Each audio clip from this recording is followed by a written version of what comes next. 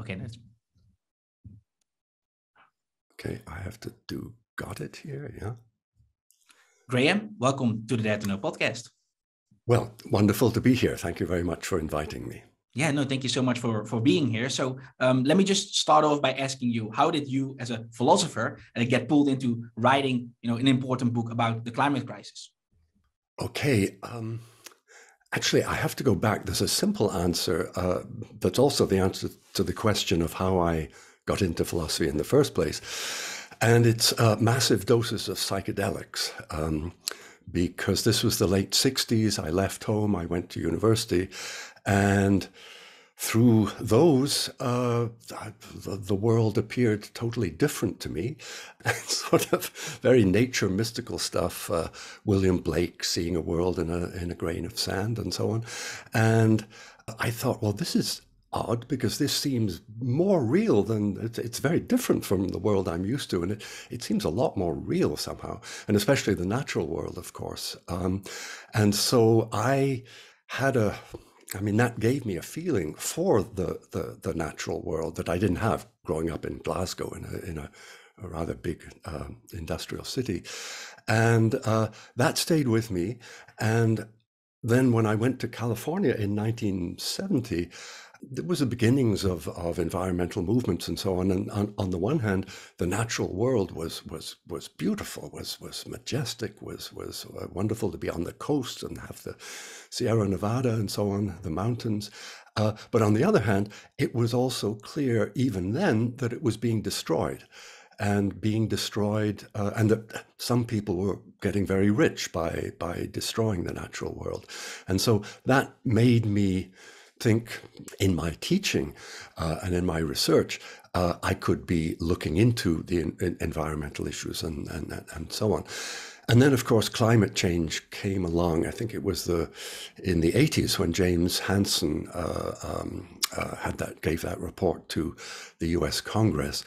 And I'd been writing a fair amount about environmental issues then, but I then switched more to climate change. The more it became clear that we weren't doing anything about it globally, the more I thought, well, this is really something that I ought to be trying to help with. So that's the longer answer.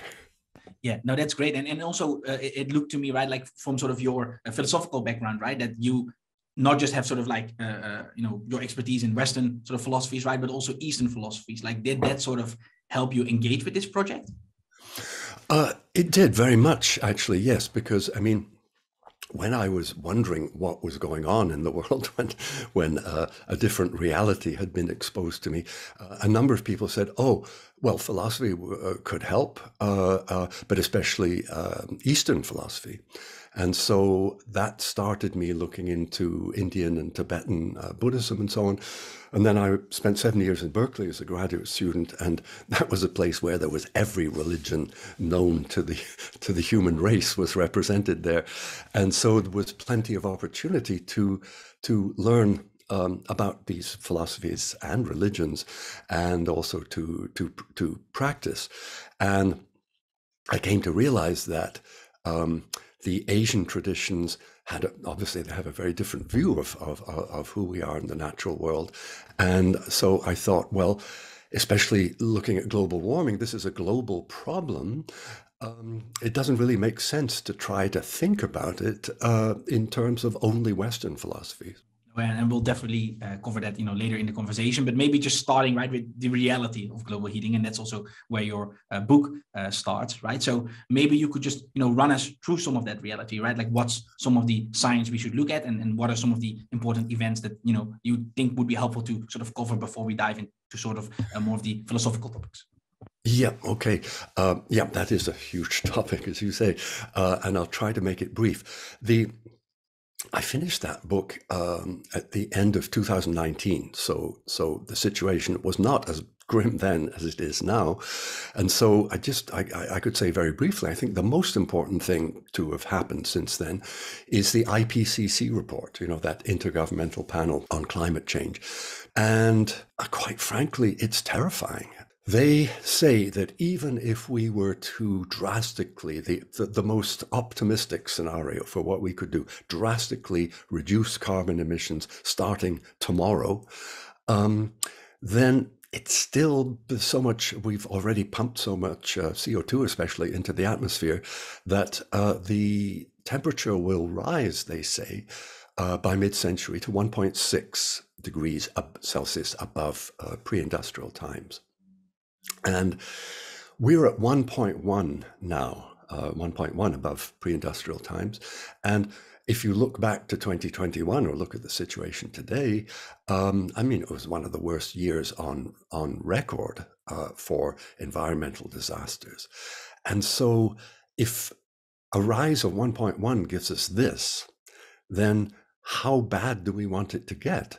And I think it's important to realize that the IPCC is an extraordinarily conservative organization, because hundreds of scientists and then politicians and policymakers have to agree on a document, and so it really gets watered down in the process. And if they're saying it's going to go up to 1.6, even if we more or less stop tomorrow, okay, 1.6, that's 50% more, 50% greater rise than we have right now.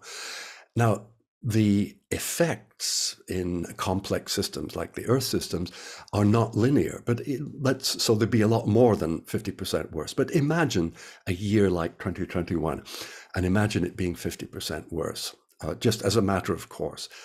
I mean, do we want it to get even worse than that? I mean, it's crazy, because after COP26 in Glasgow at the end of last year, well, I wasn't expecting much from it, and of course, very little came of it.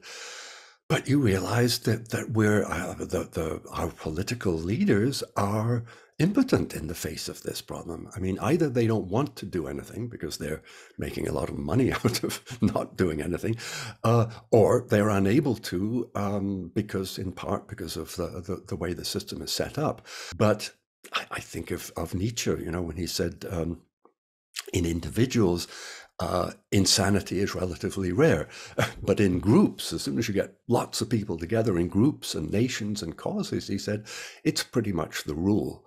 And I just think, as a race, we've gone insane. We're being incredibly stupid, and we'll talk more about how we might make it less bad, but.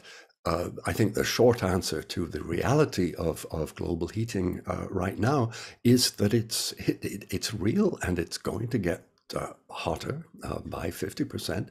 Large parts of the planet will become uninhabitable, and so that means the people who live there currently will be moving next door, and we've already got refugee problems. We've already got climate refugees. That's going to get worse. So the question to people who say, well, we don't need to worry too much is, well, how much worse do you want it to get? Yeah, certainly. And so maybe then diving into the question, right? Like, how did we get there? And, you know, obviously that's complex reasons, right? But, you know, you start by identifying a specific attitude, right? Maybe to start there, and you term that like the Promethean attitude, right? So what is this attitude, right? And how is that driving this? Okay, yeah. Because I don't think one finds this in the Eastern traditions, for example. But yes, briefly, I mean, Prometheus stole fire, of course, from the gods in order to help humans, because we weren't really equipped to face the world. Other animals are well equipped. We come into the world as infants, helpless and naked. And so we need clothing, we need shelter. And Prometheus gave us not only fire, which helps us deal with some of those problems, but also in general, the arts of homemaking, of husbandry, of arts techniques for making life more comfortable for us. And I think that drive, you know, to use technology to invent more and more technologies in order to make our lives more and more comfortable, or to keep them as comfortable as they are, has got out of hand. And when you look at the myth, well, Zeus was pretty upset at Prometheus for this theft, and his punishment was to be chained to a rock in the Caucasus and have that huge eagle pecking out his liver on a nightly basis, and then, on a daily basis. And in those days, the liver was thought to be even more central than the heart. I mean, so this is the very core of our life. Is being sapped, is being attacked, is being injured, is being damaged. And I read myth in general as not sort of proto-science or literature about how we might be and so on, but Sallustius, a philosopher, said of one myth, but really referring to them all, this never happened, but is always going on. And so that idea that a myth like Prometheus, that if you go too far with these, stolen goods for one thing, and stolen from the gods, with these techniques to make life more comfortable, there could be real consequences, longer term consequences that are by no means pleasant. And so it's that, and just one more thing, we see that drive, I think, in when people tell us to relax and not be too worried about climate change. Very often behind that is, we'll find another technology that will fix things. And this idea of we'll always be able to bring in more technology. Geoengineering is the big one now. And I'm just thinking, oh man, I mean, just stop already. And so I think it would really help if we saw that drive at work, if we acknowledged that we have that drive, then we have some distance from it and maybe can, to some extent, tame it. It doesn't mean not using technology, but it means really questioning the technologies we develop. Mm-hmm. I think that's certainly important and helpful if, that would be done more. In your book, you also discuss, several obstructions, right? Like, why are we here? What are some of the challenges? Who are actually, putting forward these obstructions, right? And actually dealing with this crisis. And, talking about sort of the war of ideas, right? Like, obviously we need to have certain ideas to actually tackle these challenges. And here you actually really focus on sort of the libertarian ideology, right? Like how that has played a role in discourse about the climate crisis. So who were some of these founders of like libertarian ideology? What type of ideas did they put forward, right? And how have those ideas been used, or some people might say abused? So I would love to hear your take on that. Yeah. I should make it clear. Yes, the libertarians are the real villains in the story, as far as I'm concerned. But I should make it clear. I mean the right-wing libertarians, because in the beginning there were left-wing libertarians, there were anarchist libertarians, focusing on freedom and having the freedom to do what one wants in the confines of one's own home, and not having the state interfere. And I'm all for that. That's great. But the right-wing libertarianism has its roots actually here in Vienna, not far from here at the university. Friedrich von Hayek was the first person to use the term the battle or the war of ideas. And he said, we really need to get some different ideas. This was in the aftermath of the Second World War. And he wanted, obviously, to counter totalitarianism and too much government control and so on. But then the way that his ideas got taken over through the Mont Pelerin Society, people in the US, economists like James Buchanan, F.A. Harper, then later on Milton Friedman, Alan Greenspan, now I suppose we call that in economics neoliberal rather than libertarian, but that neoliberal strain in economic thinking, freedom from government intervention in two forms. Government taxation we don't want, because that's the government taking my money and using it for causes that I haven't agreed to, using it for purposes that I may find abhorrent.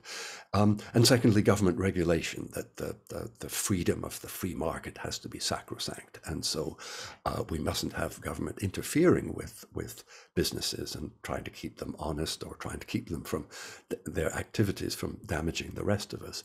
And it was really, I think, through Ronald Reagan in the Reagan years in the US and Margaret Thatcher in the UK that those ideas became mainstream, became enacted, and they're still very much alive and well today. I mean, if you look at the US or look at the UK, Boris Johnson's cabinet is full of libertarians.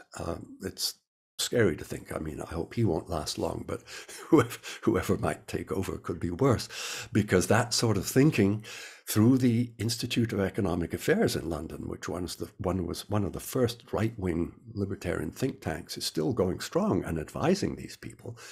We've got that thinking. I mean, it's all over the world now, and of course, the major, you think, well, what's wrong with it? Well, the major argument against it is the climate crisis. That if you say, hands off, we're not going to regulate business, it'll all work out in the end, the free market will figure it out. Well, you get the crisis we're in right now. That's the problem. Certainly. I mean, that I think you quote or you mention yourself, right? Like climate change exposes market failure on the greatest scale the world has ever seen. So I think, that is a pretty huge flaw. And maybe related, right? Like to sort of libertarian thought or like right-wing libertarian thought. I think here we can also start talking about sort of the Republicans in the US. The US obviously, being one of the most important players in actually being able to deal with this crisis. And then here you state, and I quote you, the Republican war on science is a holy war. And this is especially true of the war on climate science. So maybe now we can sort of address what are we talking about here, and then maybe also how that actually, again, relates back to, the libertarian or right-wing libertarian ideology. Okay, the first two of these three obstructions that I talk about are the political clout because of the financial clout of the fossil fuel industry, and then the political power of the religious right in the US. But not only in the US. I mean, Bolsonaro is a right-wing libertarian in Brazil, and if he manages to sell and burn the rainforest to line his own pockets, we lose what are called the lungs of the earth. Again, it's not Christians in general, it's not evangelicals in general, it's the individualist, hyper-individualist right-wing version that is so powerful in the US.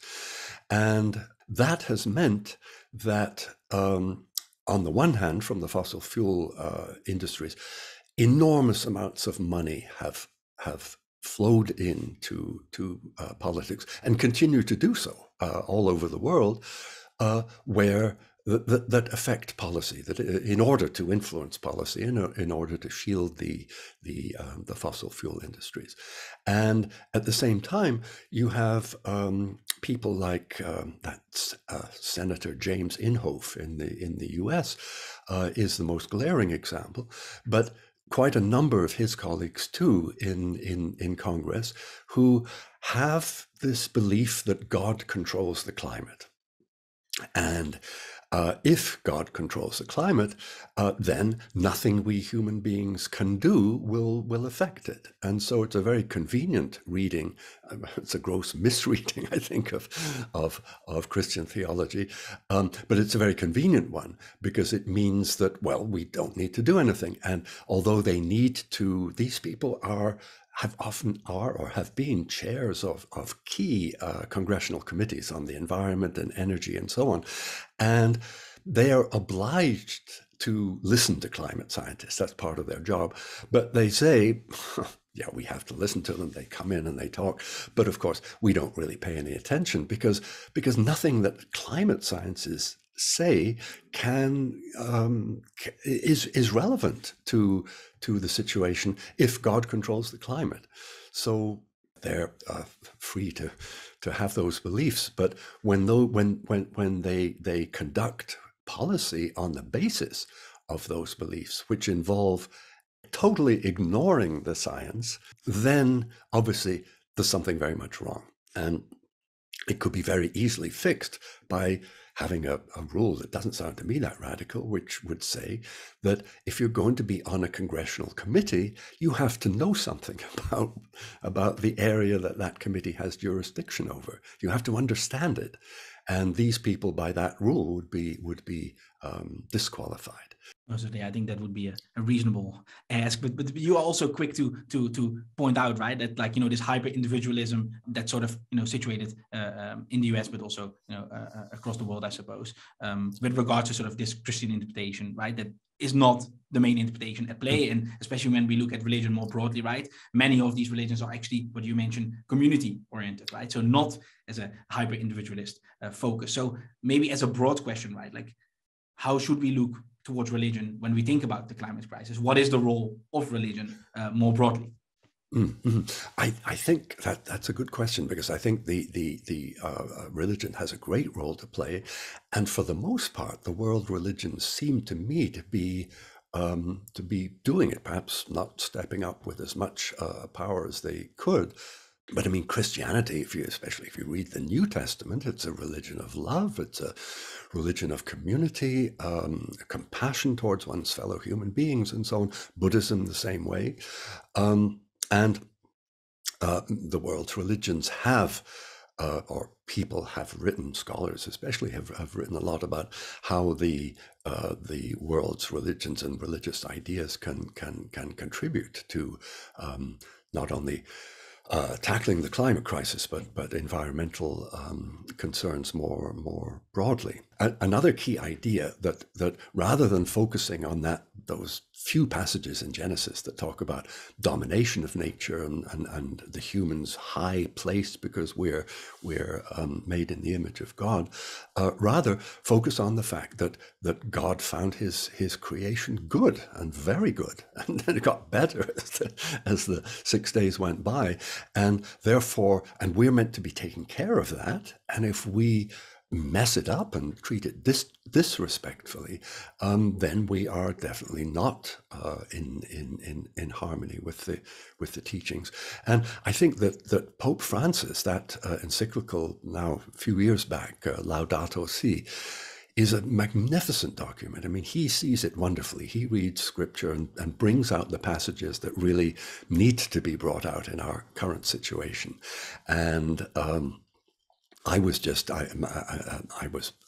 mind blown when I first read that document. It really is something that everyone, I think, should read. It's because it's informed by, he understands the science. He has good advisors on the science, and it's a reading of the scriptures that is totally appropriate to today. It seems to me.